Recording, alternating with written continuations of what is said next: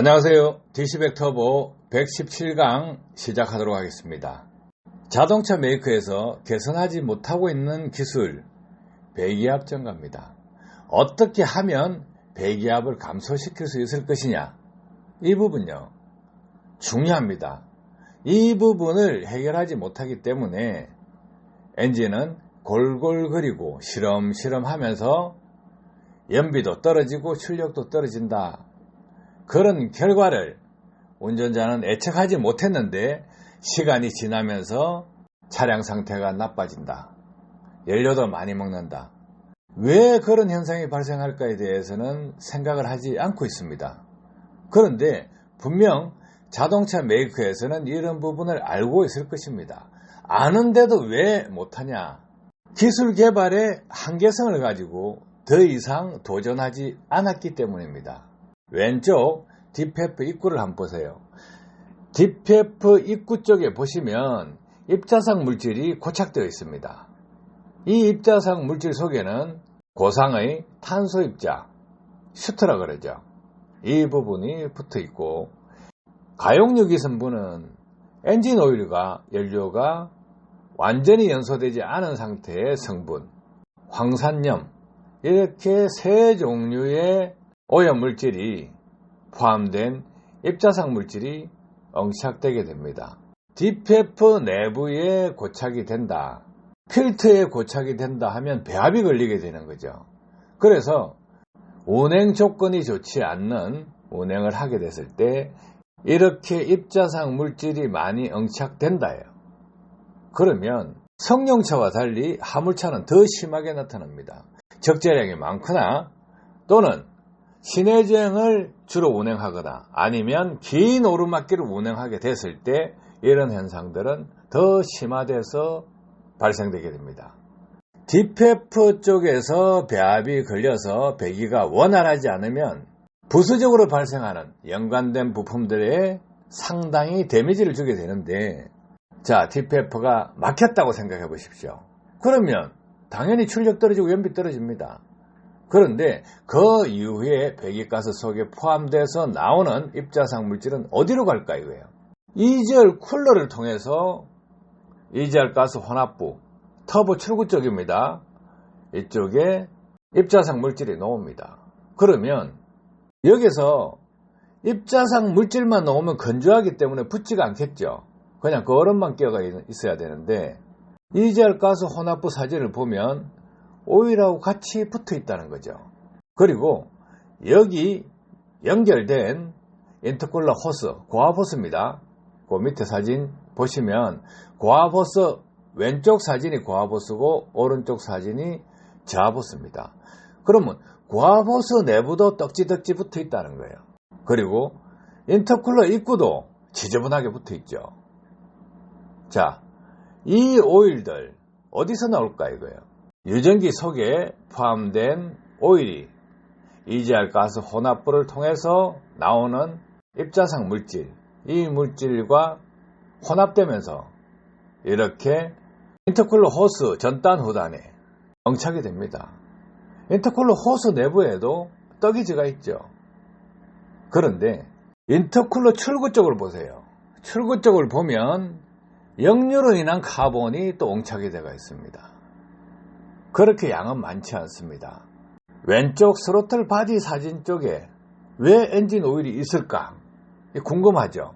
인터쿨러 출구 쪽에는 엔진 오일이 적은데 스로틀 바디 쪽에는 엔진 오일이 많다. 이해가 안 가시죠? 여기는 왜 엔진 오일이 있지? 인터쿨러 출구 쪽에는 엔진 오일이 그렇게 많이 묻어 있지가 않는데 스로틀 바디 쪽에는 왜 엔진 오일이 붙어 있을까? 이 오일은 어디서 나올까? 생각을 해보셔야 됩니다. 이전 강의에서 설명드렸는데 실제로 이렇게 사진을 찍어서 확인해보면 앞에 시간에 강의했던 이론 그대로 움직이고 있습니다. 제가 엔진을 만진 지가 43년 됐습니다. 배차장 엔진을 뜯어서 보어링을 해서 사용하는 그런 기술을 경험했습니다. 시간도 많이 보냈죠. 자, 그래서 엔진을 볼 때 전반적인 흐름을 봐야 돼요. 일반인들이 이해 안 가는 부분. 인터쿨러 출구 쪽에는 엔진 오일이 비치지 않는데 스로틀 바디에는 엔진 오일이 비친다. 그리고 여기서 하나 더 보시면 엔진 오일 주입구를 열어서 뚜껑을 열어서 안쪽을 보면 여기에 왜 카본 슬러지가 응착되어 있을까? 엔진 오일에 카본 슬러지가 왜 응착되나? 이 부분요. 이해가 안 될 겁니다. 그런데 전반적인 흐름을 보시면 이해하기 쉽습니다. 이 카본 슬러지가 어디서 나오느냐 이렇게 봅시다. DPF 안에 입자상 물질이 고착이 돼서 막혀버리면 배합이 첨가되겠죠. 그러면 막히면 강제재생, 자동재생을 통해서 뚫어주려고 합니다.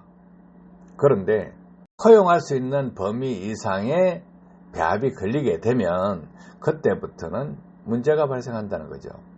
DPF 내부의 카본 슬러지, 탄소입자, 유기성분 이런 부분들이 응착이 되지 않게 하기 위해서는 첫 번째, 연소 효율을 높여서 입자상 물질 발생량을 줄여야 됩니다. 그러면 공연비를 좋게 해야 되죠. 그런데 화물차 엔진은 1000rpm 이상에서 터보가 정상적으로 효율을 내기 때문에 공회전부터 1000rpm 사이 터보가 정상적으로 돌아가지 않을 때 농후한 연소가 일어납니다. 차를 공회전 상태에서 세워놓고 악셀에다 밟는 것은 의미가 없어요.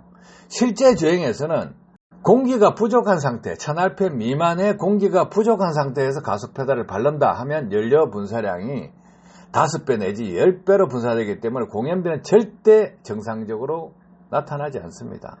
그래서 불완전 연소가 되기 때문에 입자상 물질 발생량이 많아진다요. 그러면 그게 어디로 가겠냐 이거예요.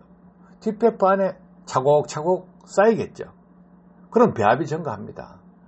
이 배합이 증가해서 배기구로 잘 빠져나가지 못하게 된다면 EGR 밸브가 열렸을 때 EGR 쿨러에서 냉각을 시켜서 흡기 쪽으로 배기가스를 보내게 되는데 이때 입자상 물질은 터보 출구에서 인터쿨러 입구까지 뿌려집니다. 그냥 뿌려지는데 왜 이렇게 떡이 지느냐?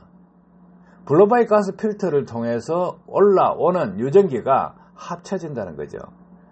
그래서 밀가루와 물 이것을 주무르면 반죽이 되죠. 그렇듯이 입자상 물질의 엔진 오일 유전기 이 부분을 합쳐주면 떡이 된다는 거죠.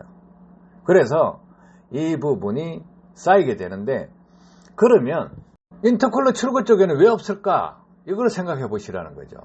인터쿨러 속에는 온도 차이가 있습니다. 그리고 카본 슬러지와 유전기, 온도 차이로 인해서 발생하는 결로현상, 그 결로현상으로 발생하는 물, 이게 합쳐져서 인터쿨러 내부에 쌓입니다.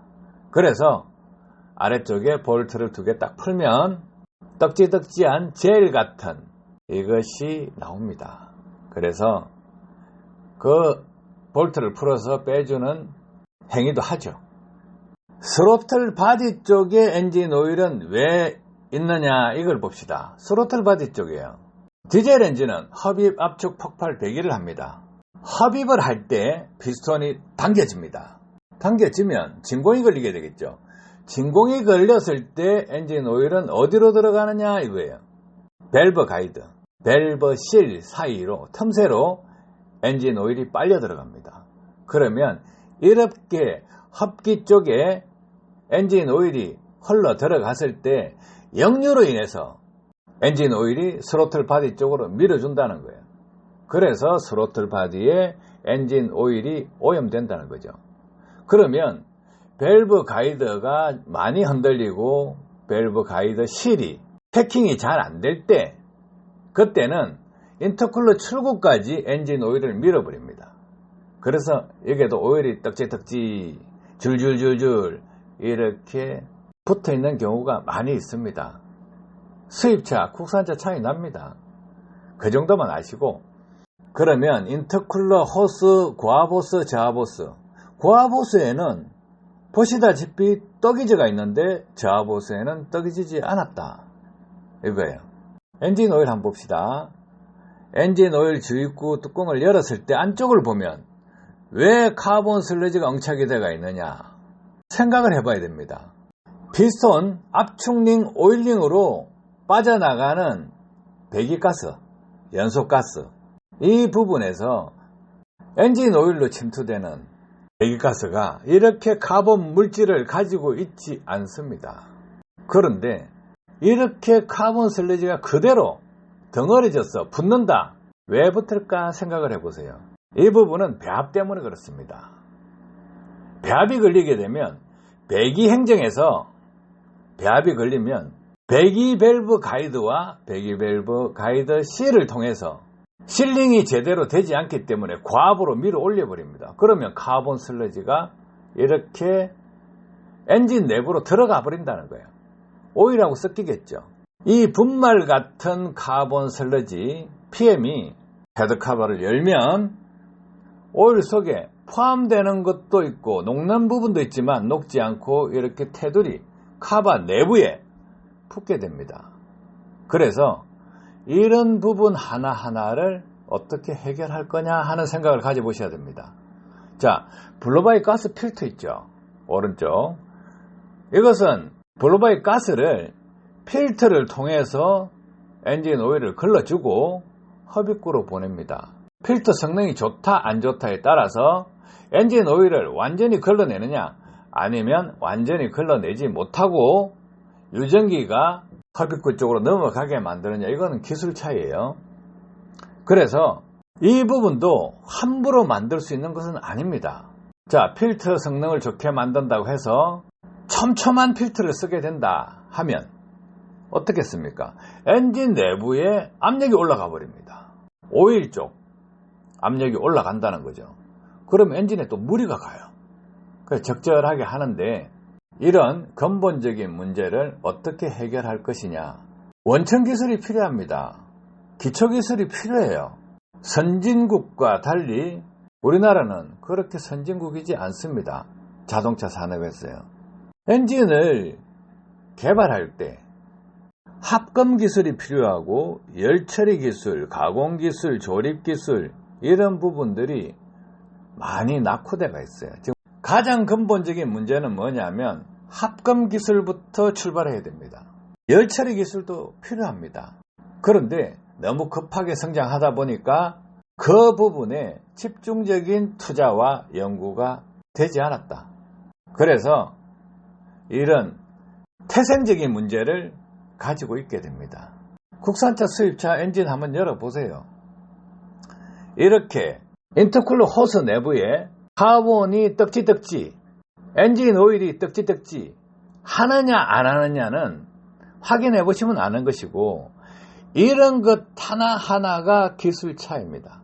자, 이왕 나온 엔진 어떻게 해결할 거냐, 태생적인 문제 어떻게 해결할 거냐예요. 기본적으로 EGR 가스 혼합부를 통해서 나오는 카본 슬러지도 있을 것이고 역류로 인해서 나오는 카본 슬러지도 있을 것이고 흡기 밸브로 들어오는 엔진 오일도 있을 것이고 배기 밸브로 들어오는 PM 물질도 있을 거다. 그래서 이런 전반적인 문제를 해결하기 위해서는 가장 핵심 포인트는 무엇이냐 이거예요.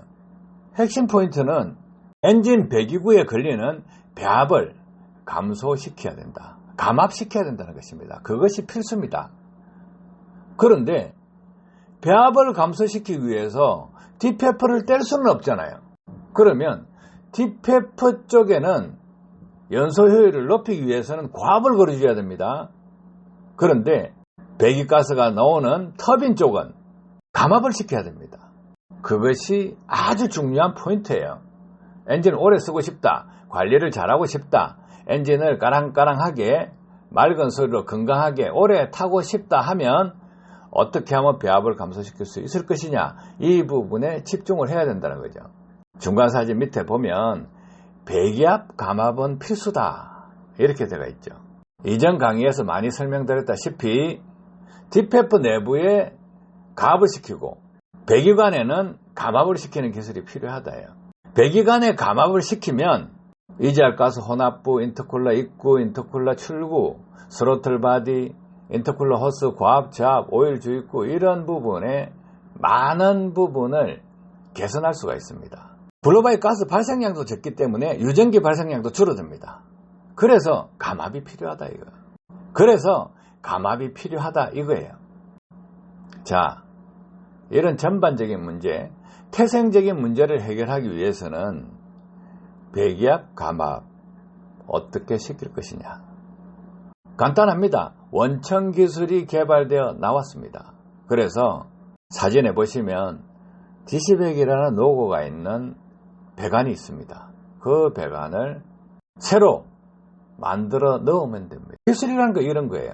전반적인 흐름을 보고 이 문제를 해결하기 위해서는 어떻게 할 것이냐 중요하다는 거죠. 지금 이 시간에는 배기 문제만 거론했습니다. 자, 흡기도 같은 원리입니다. 스로틀 바디에 엔진 오일이 많이 있죠. 그럼 진공 때문에 그렇다 이거예요. 흡입 행정에 진공 때문에 엔진 오일이 쭉 붙으니까 어떻게 할 거냐? 가압을 시켜야 됩니다. 가압을 시키는 것은 어떻게 가압시키냐 이거예요. 기존에 터보차저가 달려가 있기 때문에 가압을 시킵니다. 그런데 역류가 생기고 또 터보가 정상적으로 성능을 발휘하지 못하는 엔진 회전수 때에서 진공이 걸린다 하면 흡기 밸브 가이드 속으로 엔진 오일이 쭉 빨려 들어옵니다. 그러면 엔진 회전 속도가 느릴 때도 가압을 시키는 기술이 포함되어야 된다. 그래서 DC100 터보는 흡기 라인에 가압을 시켜주고 배기 라인에 감압을 시켜주고 딥페프 내부에 압력을 올려줍니다. 자, 이런 기술을 적용했을 때 어떻게 되느냐 이거예요. 딥페프가 잘 막히는 차, 강제 재생을 시켰을 때 슈트 게이지가 80% 찼다 했을 때 강제 재생을 시키면 빨리 안 타죠. 그런데 이렇게 DC100 터보를 장착한 상태에서 강제 재생을 시키면 슈트 게이지가 빨리빨리 내려갑니다. 왜? 딥페프 내부의 온도가 올라가고 연소 효율을 높여서 연료를 연소시키기 때문에 뜨거운 열이 딥페프 내부에 갇혀서 빨리 태워준다는 거예요. 딥페프 내부에 카본 슬러지가 포집된 것을 빨리 태우는 방법, 열로는 두 가지입니다. 배기가스 내부에 포함된 열, 또 외부 열은 배기관에 연료를 분사를 하죠. 이 두 가지 열원으로 딥페프 내부에 있는 입자상 물질을 태우는데 외부 열원도 딥페프 내부에 공급돼서 태울 때 그 열 에너지가 배기관으로 다시 나오는 것을 억제해주면 딥페프 내부에 포집된 입자상 물질은 더 빨리 탑니다. 이런 전반적인 부분, 태생적인 부분이 있죠. 자동차 메이커에서 엔진을 만들었을 때 이렇게 카본 슬러지, 딥페프 문제 이런 부분들을 간단하게 해결할 수 있는 방법을 찾으면 엔진 관리 최상의 조건으로 할 수 있다요. 아시겠죠? 도움 되셨길 바랍니다. 감사합니다.